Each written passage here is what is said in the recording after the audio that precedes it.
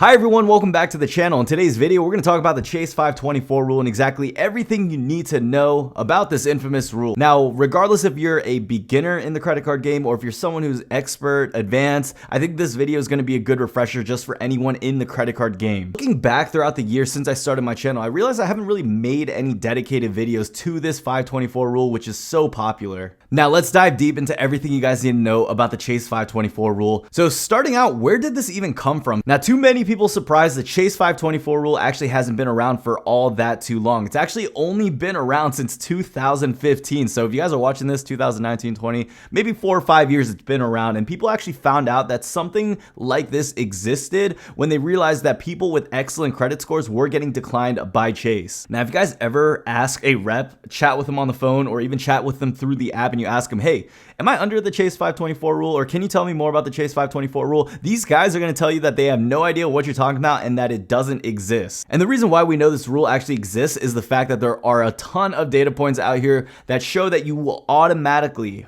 get denied for a Chase card if you have more than 5 cards within 24 months. And that's basically what the Chase 524 rule is. So if you guys are watching this video and you've opened 5 cards within the last 24 months, of which are personal credit cards, not business credit cards, which actually bypass this rule, you will automatically get denied for one of Chase's cards. Now, the 524 rule doesn't apply to any other card issuers. It's just within Chase. So say you've applied for 5 cards with different issuers and then you apply for another American Express card. Because the 524 rule only exists within Chase, it doesn't mean you're actually going to get denied by American Express or Discover or any other card issuers just because Chase would. Now, also keep in mind, you guys, there are ways to bypass this rule, but I'm going to share with you guys exactly at the end of the video on why you should not bypass the rule and just play by the game. So are all Chase cards subject to that 524 rule? Actually, about 99% of Chase cards are. It's going to be a rare instance where you do find a card that is not subject to the 524 rule within Chase.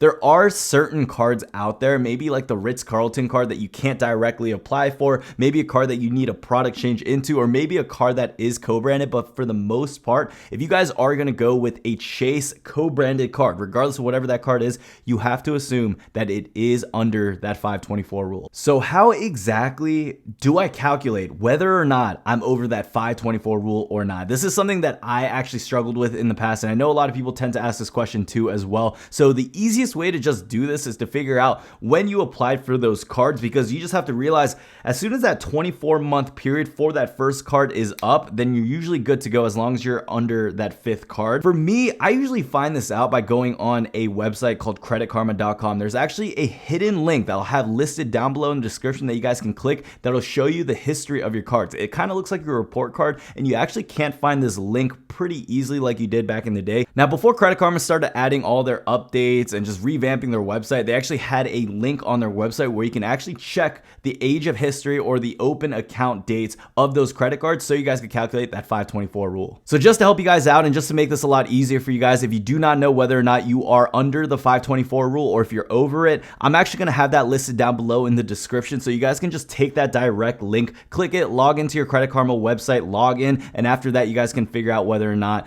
what days you open those cards to determine whether you're under 524. So let's talk about some FAQs that you normally get with the 524 rule. So if you product change a card, if you upgrade it, if I go from the Chase Freedom to the Chase Sapphire Preferred, or even the Chase Sapphire Preferred to the Chase Sapphire Reserve, if I request a product change and it happens to my card, will that affect my 524 status? And the answer is, it depends. So it depends on an issuer. Sometimes if an issuer does a hard pull on your account, it actually will count against that 524 rule. A majority of the time though, it usually won't be a hard pull. It will usually just be an automatic soft pull where they won't pull out of your credit card. When an issuer does a hard pull on your account, Chase's algorithm will think that you applied for a new card and you opened a brand new card. A majority of the time though, you guys, just ask the credit card issuer if this is going to result in a hard pull. So if I'm looking to upgrade one of my American Express cards and I know I'm at 424 and I don't want to risk a 524 error, then what I'm just going to do is ask American Express like, hey, if I upgrade this card right now, am I going to get a hard pull? If they say yes, I'm not going to upgrade it. I'm going to apply for a Chase card before I do that to make sure that I'm still eligible for that 524 rule to be able to apply for Chase's cards. Now, there are a couple ways to actually bypass this rule. Every now and then, if you guys go on the forums, maybe Doctor of Credit or Million Mile Secrets or just any of these other credit card blogs, you'll see that there are going to be some offers like the targeted for you offered or the pre-approved for you offer or even the pre-selected offer. Just any one of those offers in that type of terminology usually means that it will bypass that 524 rule, but I often don't recommend this just because you can increase that risk level within your account and it can lead to any shutdown. So recently, a lot of people are actually using this custom link that will actually allow you to log in and get some type of pre-approved offer for that card, which allowed them to bypass that Chase 524 rule. Some people were going crazy. Some people were like 724, 824, and they were applying for multiple Chase cards. And guess what happened? A lot of these people actually got shut down. So this is why I really don't recommend you guys to try to play the system or to rush this at all. You really don't need to. There's no need to actually rush this or think you're under some time constraint, because once you get that card, you really have that card. You can only get a card so many times, and there's only so many cards out there in the ecosystem. Here's my recommendation to anyone applying for a Chase card. Just do it organically, do it naturally. Make sure you guys have a good enough credit score. There are data points out there. If you guys do just a little bit of Googling, or if you guys check out my last video on how to apply for your first Chase credit card, you guys will actually find out that some people, even with a 675 credit score, are still getting accepted for cards like the Chase Sapphire Preferred. So there are a lot of mixed data points out there, and I always say it's really dependent on the time of year. A lot of these credit card issuers want to open up the gates at specific times of years. Now, an example is like Q4, like before Black Friday, Cyber Monday, where people tend to spend just a lot more money. And if a credit card issuer allows you to get one of their credit cards before the holiday season, they're going to make way more money compared to if they were using a credit card from a competitor. Now, the reason why they would make a lot more money is because of something called interchange fees. I talked about this before on my channel too. And basically, this is where every time you swipe, the credit card company also makes a small percentage of their commission too. A lot of people think that credit card companies make money off the interest and off of people who aren't paying off their credit cards in time. Yes, that actually goes towards a certain percentage of revenue that they make, but a majority of the money that they make, especially with American Express, comes from interchange fees. And a lot of these credit card issuers focus on getting interchange fees just because they realize how much more money they can get from that. So that is a myth right there. Credit card companies don't make a majority of their money from the interest that people owe. Maybe subprime lenders happen to have that case, but when we're talking about credit card issuers like Chase, American Express, it's going to be those interchange fees. So how many credit cards should you guys apply for if you're under 524? So say you're under 524, you're at 424, you're excited to get into the Chase game and you're about to apply for one of the cards and you realize, hey, why don't I just apply for two of Chase's cards? I don't recommend you guys to do this. Back in the day, data points used to show that you could do this and you guys could get away with it. It would result in one pull for that month and you would be over 524 during that specific time frame. So in that one day, if you get two cards,